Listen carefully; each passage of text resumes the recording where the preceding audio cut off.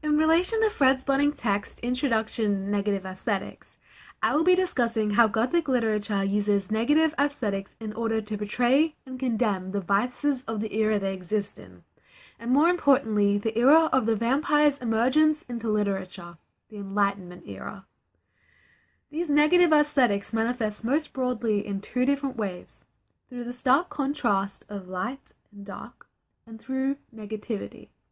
Both Bram Stoker's novel Dracula and Anna Lily Annapour's 2014 film A Girl Walks Home Alone at Night use these negative aesthetics to their fullest.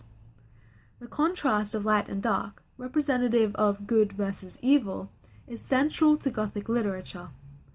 The most obvious example of this extreme contrast in the novel Dracula is the obvious association of night with evil and day with good.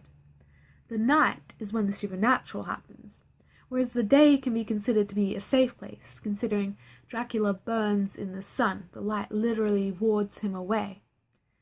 Another example of this type of contrast is how when Lucy Westenra is bitten by Dracula, she still acts as a human and looks as a human during the day.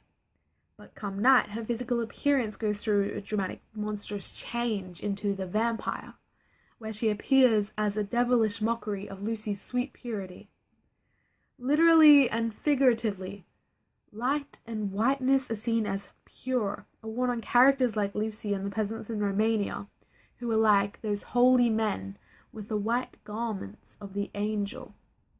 While Dracula and the female vampires, they are always clad in black. A Girl Walks Home Alone at Night showcases this extreme contrast through light and shadow.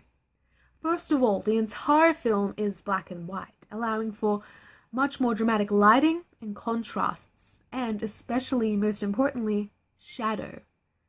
The girl also wears a black chador, literally cloaking her in darkness, making her a solid black figure in the night, signifying that she is the dark presence or the monster of this film.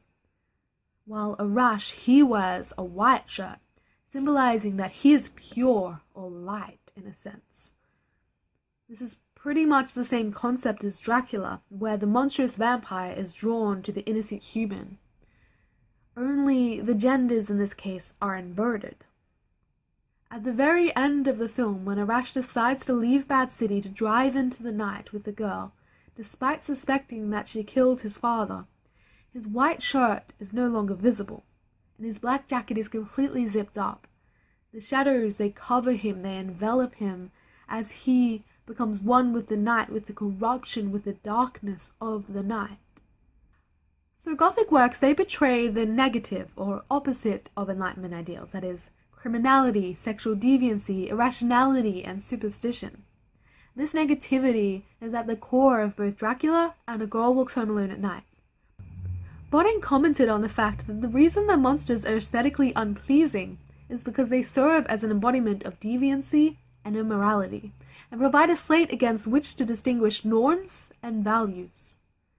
In context to the vampire, he also noted that, essentially, the magical, primitive, violent, and sexually corrupt vampire represented members of colonized cultures, which were considered to lack civilization. Dracula literally transported Earth in coffins onto British soil, and this is just representative of Victorian fears of invasion onto their native soil. Another one of their ideals, they invoke the late Victorian nightmare of reverse colonization. Van Helsing compared vampiric reproduction to a circle ever widening, like as the ripples from a stone thrown in the water. Dracula wished to bring vampirism to Britain, to infect more people, to spread it, just like ideologies would be spread from foreign countries, just as the genetic material would be spread. So this is very definitely representative of this fear. Whereas before she had been bitten, Lucy had been an innocent, pure woman, often described as wearing white in order to build up her purity, in order to reinforce the idea that she was essentially completely pure. Afterwards, she is shown as the complete opposite. She is shown as an insatiable sexual aggressor. showing this association of sexual deviancy with monstrosity. The Girl Walks Home Alone at Night also uses this negativity, but seems to invert it, as it did with gender for the monster. The males that are shown to be sexually deviant and or violent, for example, Arash's father and the drug dealer Saeed, are the ones the girl targets and the ones that ultimately die. Whereas in Dracula, the ones that ultimately die, apart from Dracula himself, are the women, the female vampires, and Lucy.